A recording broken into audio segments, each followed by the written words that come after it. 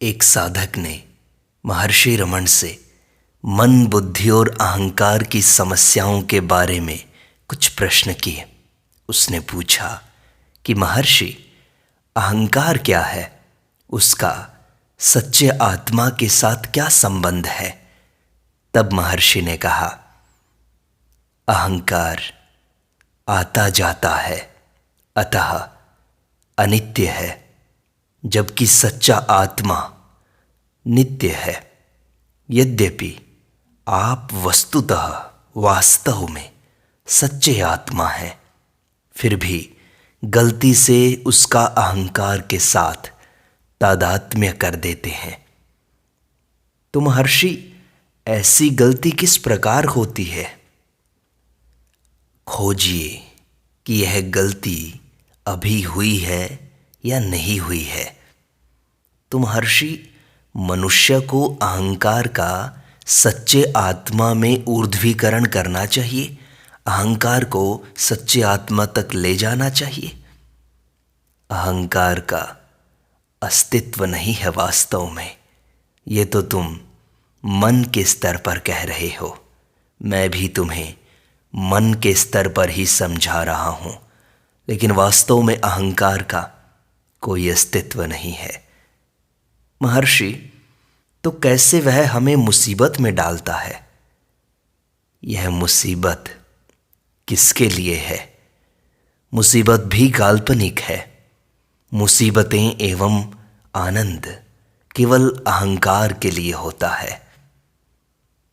तो महर्षि, फिर अगर अहंकार झूठा है तो ये सारा संसार अज्ञान से क्यों घिरा हुआ है? आप अपनी चिंता कीजिए, जगत को अपनी चिंता करने दीजिए। अपने आत्मा को देखिए। यदि आप शरीर हैं तो स्थूल जगत भी है। यदि आप आत्मा हैं तो सब कुछ ब्रह्म है। महर्षि, यह सत्य एक व्यक्ति के लिए तो ठीक है, लेकिन फिर इस सारे जगत का क्या होगा?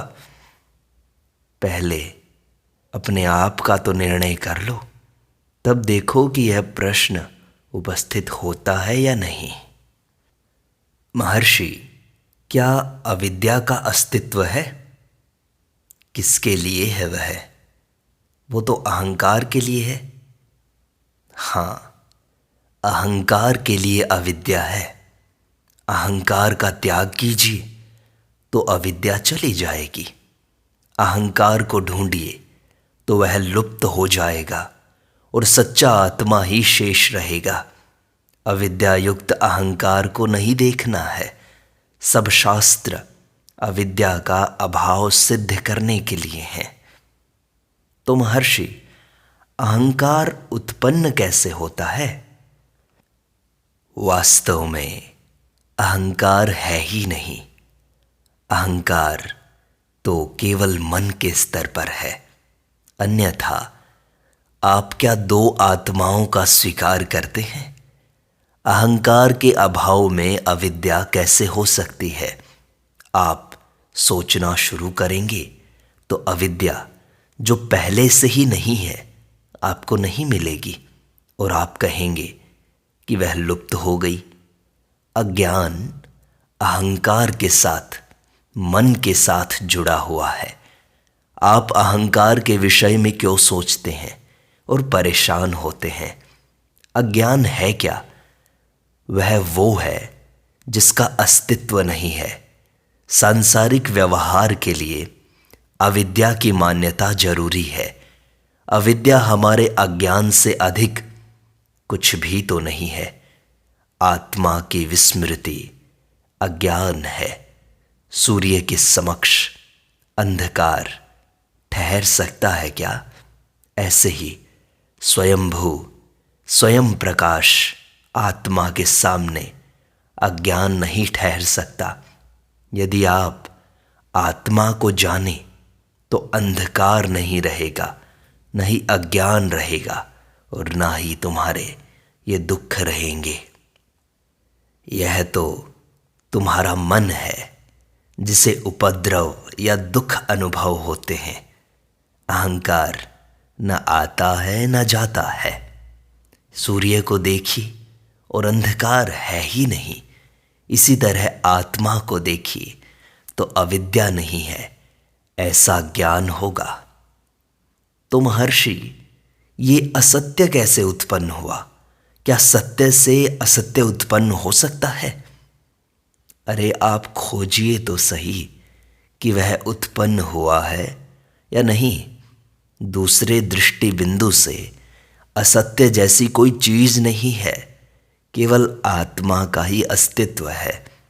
जब आप जगत तथा अन्य सब पदार्थों को देखने वाले अहंकार का मूल ढूंढेंगे तो आपको पता चलेगा कि अहंकार है ही नहीं, न ही आपको दिखने वाली सृष्टि है। महर्षि, आत्मज्ञान को इतना मुश्किल बना देना ईश्वर की निर्दयता नहीं है? क्या ईश्वर निर्दयी नहीं है? क्या वह हमें सीधे आत्म साक्षात्कार नहीं करवा सकते? देखो, ध्यान से समझो। आत्मा को जानने का अर्थ आत्मा होना है। होना ही सत्ता है।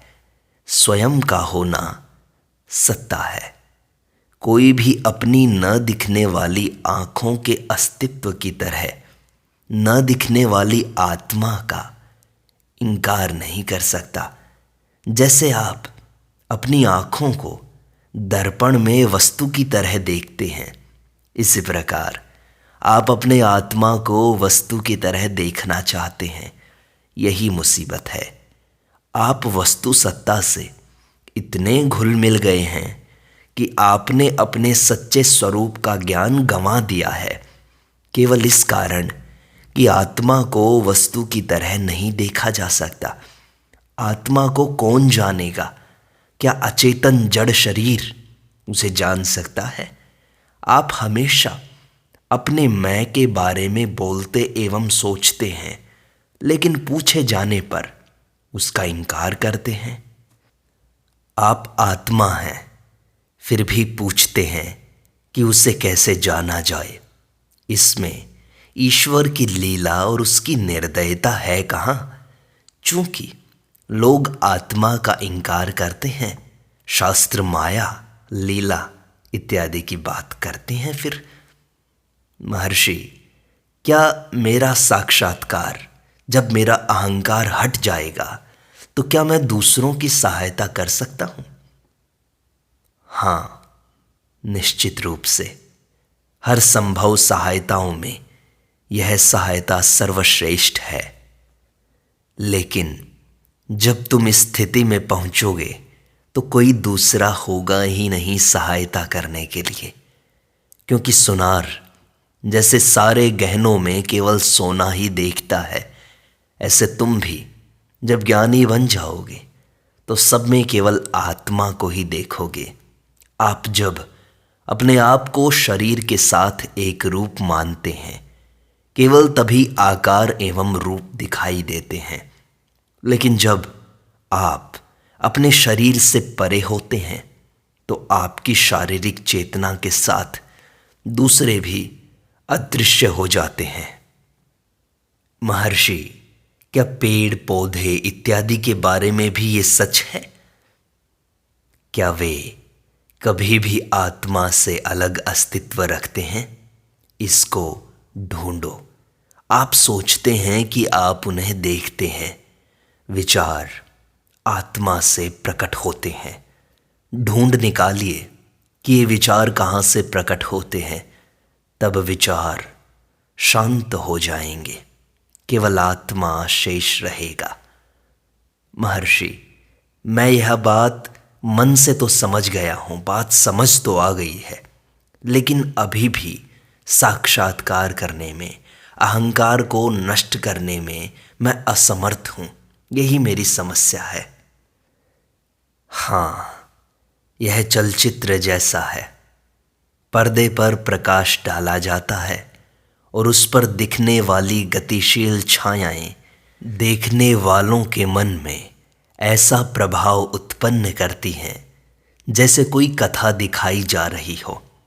यदि उस कथा में दर्शकों को भी कथा के भाग के रूप में पर्दे पर दिखाया जाए तो दृष्टा और दृश्य दोनों पर्दे पर दिखेंगे। इसको आप पर घटाकर देखिए। आप पर्दा हैं। आत्मा ने अहंकार को उत्पन्न किया है और अहंकार अपने ऊपर चिपके विचारों के भार से लदा हुआ है, जो जगत, वृक्ष, वनस्पति इत्यादि के रूप में दिखाई दे रहे हैं, जिसके बारे में आप पूछ रहे हैं। वस्तुतः ये सब आत्मा के अलावा कुछ भी तो नहीं है।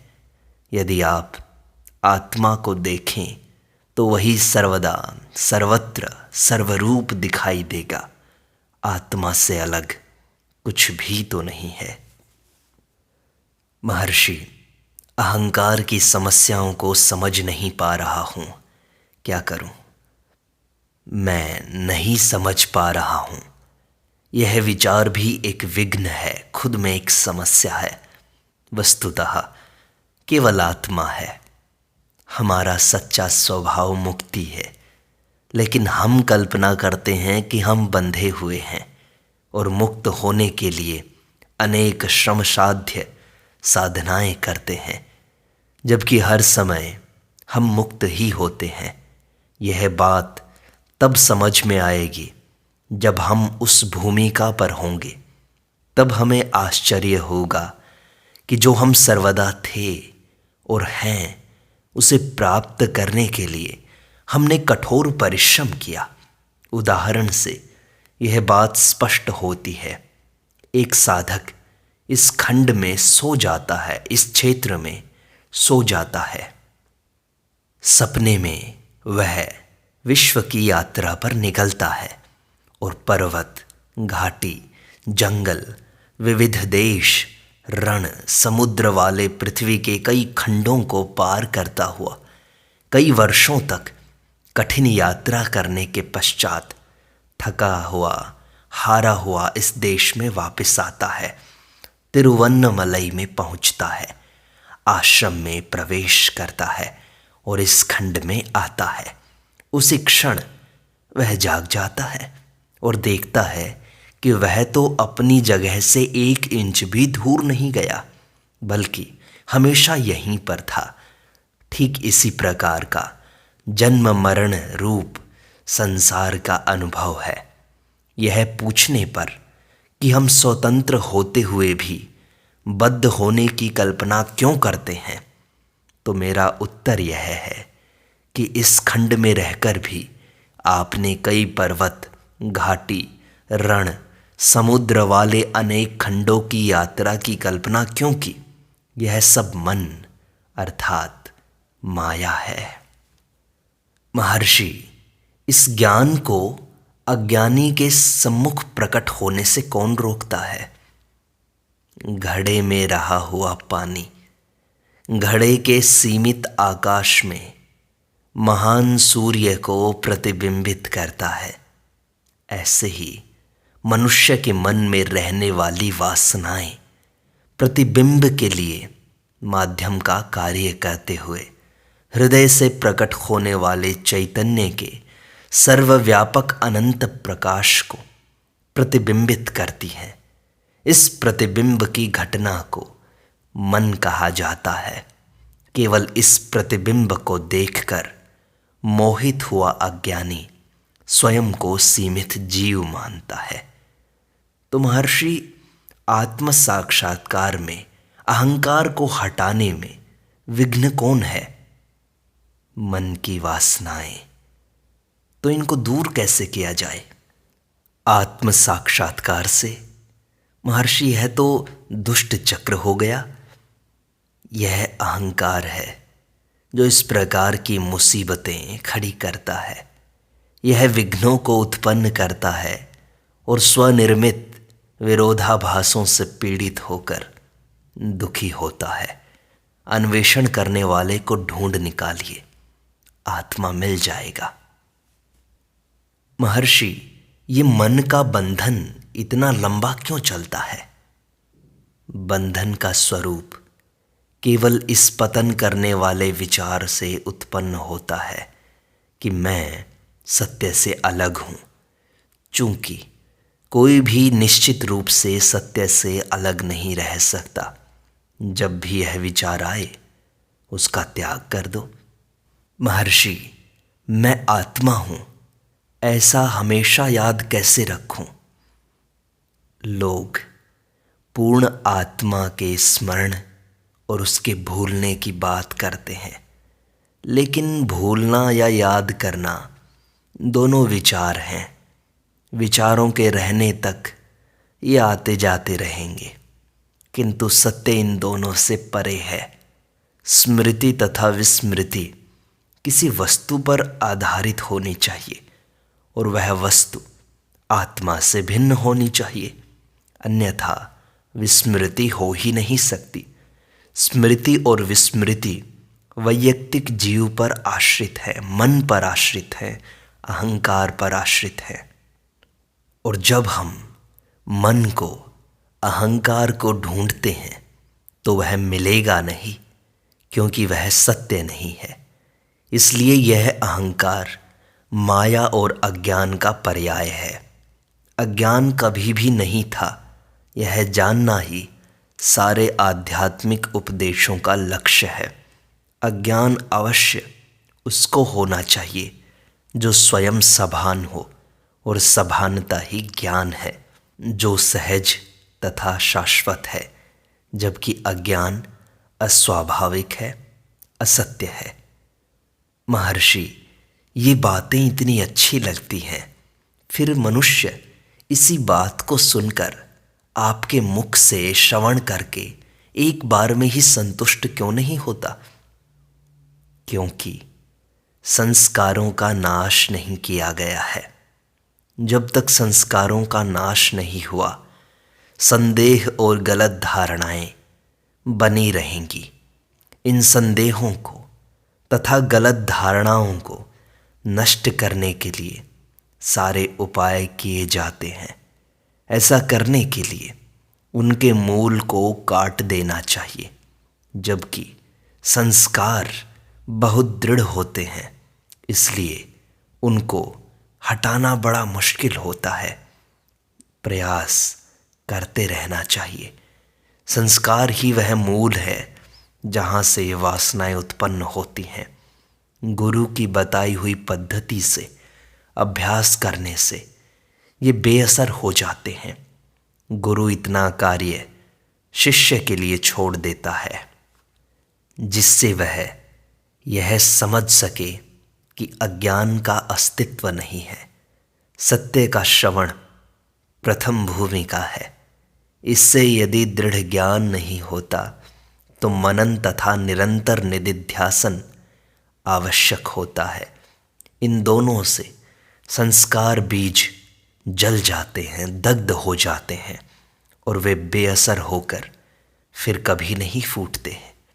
कुछ असाधारण लोग सत्य को केवल एक बार सुनकर ही दृढ़ ज्ञान प्राप्त कर लेते हैं। वे पहुँचे हुए परिपक्व साधक होते हैं। नए साधकों को ज्ञान प्राप्त करने में अधिक समय और अधिक अभ्यास लगता है। महर्षि, यदि केवल विचारों को ही हटाना है तो साक्षात्कार अहंकार को हटाना अपनी आत्मा तो बस एक कदम दूर है। साक्षात्कार पहले से ही है। निर्विचार अवस्था ही सच्ची अवस्था है। साक्षात्कार कोई क्रिया नहीं है। क्या ऐसा कोई है जिसे आत्मा साक्षात न हो? क्या कोई अपने अस्तित्व का इनकार कर सकता है? साक्षात्कार में एक साक्षात्कार करने वाला और दूसरा जिसका साक्षात्कार किया जाए, वह ऐसे दो लोग होने चाहिए। जो अब साक्षात नहीं था उसको साक्षात करने का प्रयत्न किया जाता है, लेकिन जब हम अपने अस्तित्व को स्वीकार करते हैं तो हम अपने आत्मा को न जाने, ऐसा कैसे हो सकता है? महर्षि, मन के कारण, विचारों के कारण, अहंकार के कारण ऐसा हो सकता है। बिल्कुल ठीक। मन हमारे आनंद का आवरण करता है। हम यह कैसे जानते हैं कि हमारा अस्तित्व है? यदि आप कहें कि हमारे चारों ओर फैले हुए जगत के कारण, तो गहरी नींद में आप थे, ऐसा आप कैसे जानते हैं? महर्षि, मन से मुक्ति कैसे हो? क्या मन स्वयं को कभी नष्ट करना चाहेगा?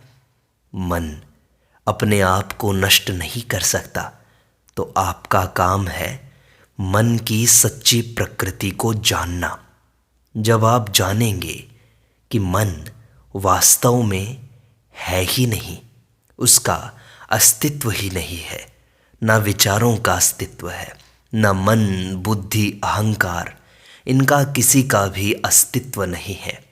जब आत्म अनुसंधान किया जाता है तो मन कहीं भी नहीं है। आत्मा में रहकर मनुष्य को मन के बारे में चिंता करने की आवश्यकता नहीं होती।